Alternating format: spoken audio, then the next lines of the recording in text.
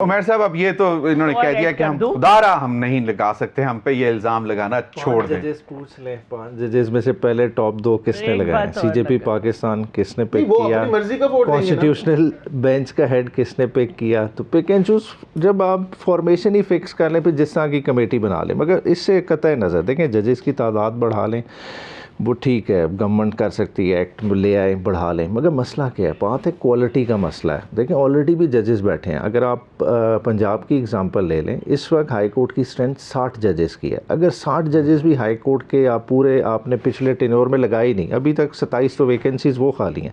Proper जज ढूंढना ये कुछ छोटा काम नहीं है। आप लार्ज स्केल पे अपॉइंटमेंट्स कर देंगे, मगर उससे हासिल नहीं होगा। बात है ये बड़ा इंक्रीमेंटल प्रोसेस होता है। जजेस ने आना होता है, जो अच्छा वकील हो लाजमी नहीं होता कि वो बेंच वाली साइड पे अच्छा जज भी जाके बने।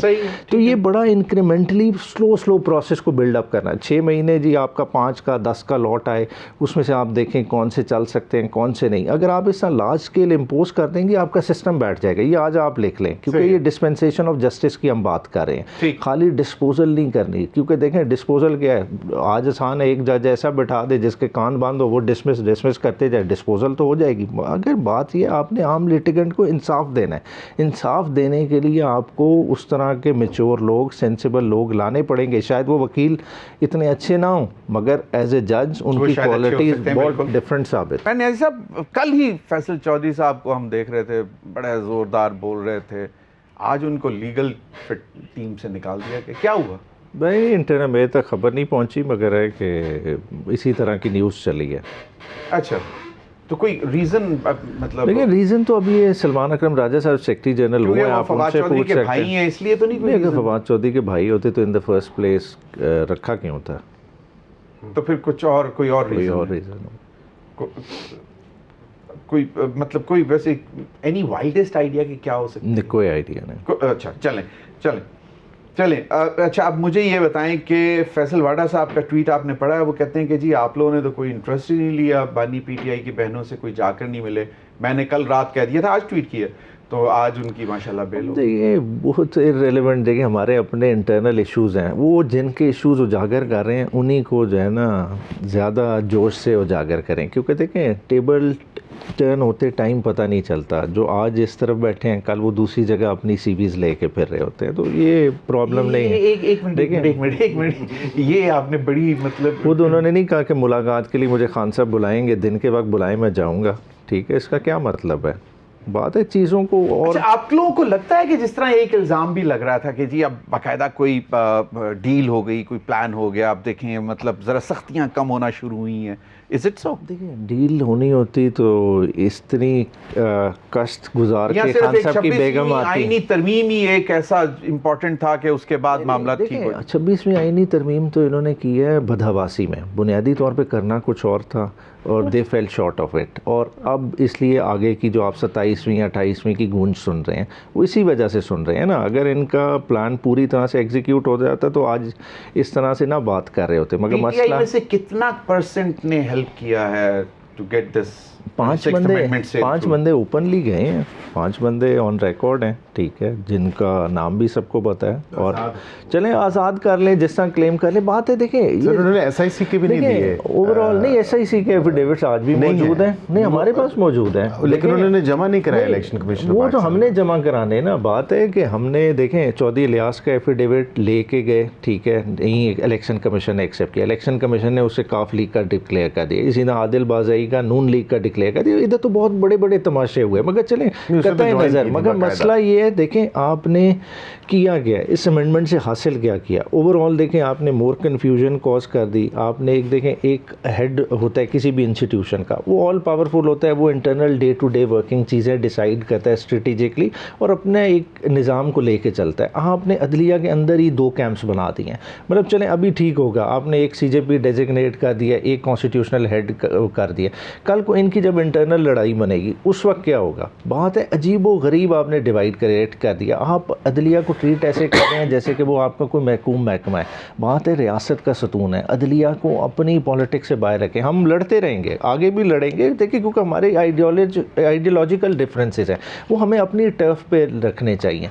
बात है मनपसंद जजेस की बात होती है, बात है ये सारों ने भुगता हुआ है। ओवरऑल आप कहें जुडिशरी के कोई अच्छे हालात नहीं है और ना ही अच्छे होंगे जिस तरह का हम दोबारा से सिलेक्शन करने जा रहे हैं। तो पीटीआई क्यों नहीं एक लार्जर जुडिशियल रिफॉर्म्स इंट्रोड्यूस कराती पार्लियामेंट में, दैट लाइक यू नो जो रूट लेवल की जुडिशरी से शुरू करके टॉप तक हो? ये जो आपने लफ्ज यूज किया ना रूट लेवल की, बात है नीचे से स्टार्ट तो करें।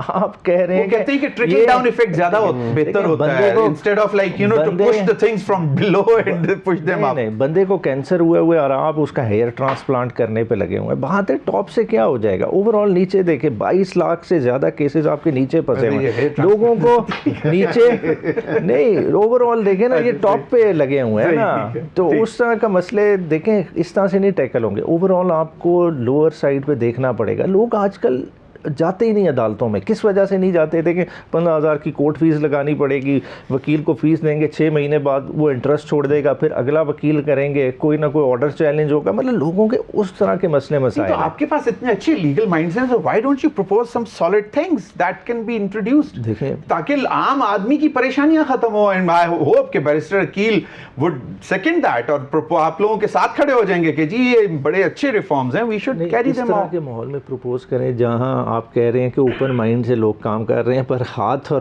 पैर लोगों के बांधे हुए हैं। देखें आपने इसके वोट लेने के लिए क्या क्या नहीं किया। देखें सेनेटर्स की वीडियोस सारा आपके सामने है।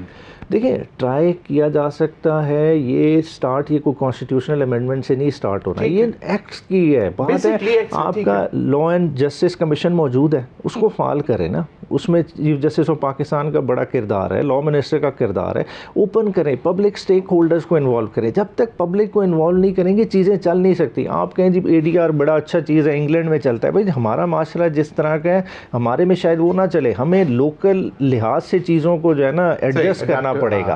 तो वो चीज़ों को तभी होगा जब हम लोकल स्टेक होल्डर्स को इन्वॉल्व करें। जो सिंध का माहौल है वो KP का माहौल नहीं हो सकता। आई अंडरस्टैंड, ऑफ कोर्स, बिल्कुल जी, ये वेरी करता है सूबे, हर सूबे में डिफरेंट माइंडसेट है लोगों का। मिस्टर उमर नियाजी साहब, मुझे एक बात बताएं कि आज भी मैं सुन रहा था कि बानी PTI की हदायत के बाद हम मौलाना फजल रहमान के साथ इंटरेक्शन जारी रखेंगे, तो कहीं पे लगा इस पूरे प्रोसेस में कि मौलाना साहब ने आपको पीछे छोड़ा? हालांकि उनका क्लेम ये है कि उन्होंने आपकी बातें भी रखी।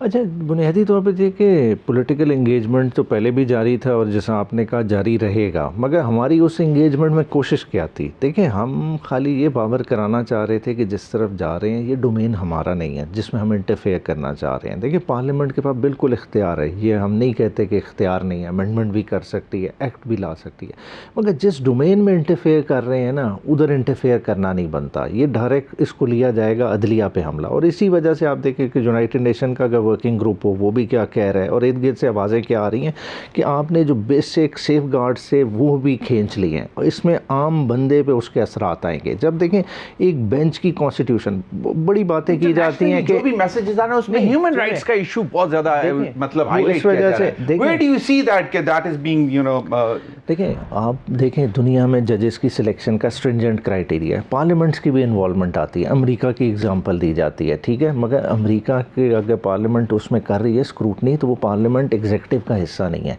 यहाँ एग्जीक्यूटिव के लोग बैठे हुए हैं हमारी पार्लियामेंट में, मिनिस्टर्स इसी पार्लियामेंट से बनते हैं। अब उन्हीं की पिक एंड चूज़ पे, उन्हीं की सवाबदीद पे आप रख देंगे बेंचेस की कॉन्स्टिट्यूशन कि बेंच उन्होंने बनाना है और उसी बेंच पे केसेस किसके लगने हैं? हुकूमत वक्त के।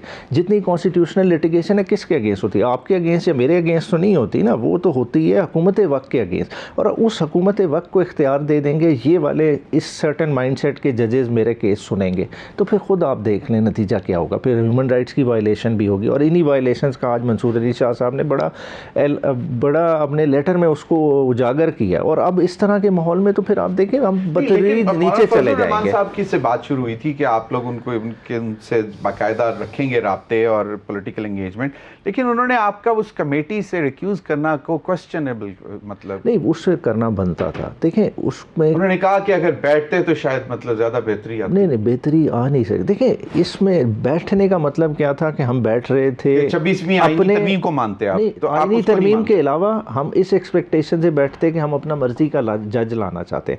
बात है 3 जजेस में से आपने सिलेक्ट किया, क्या सिलेक्शन क्राइटेरिया, क्या आवाम को पता है?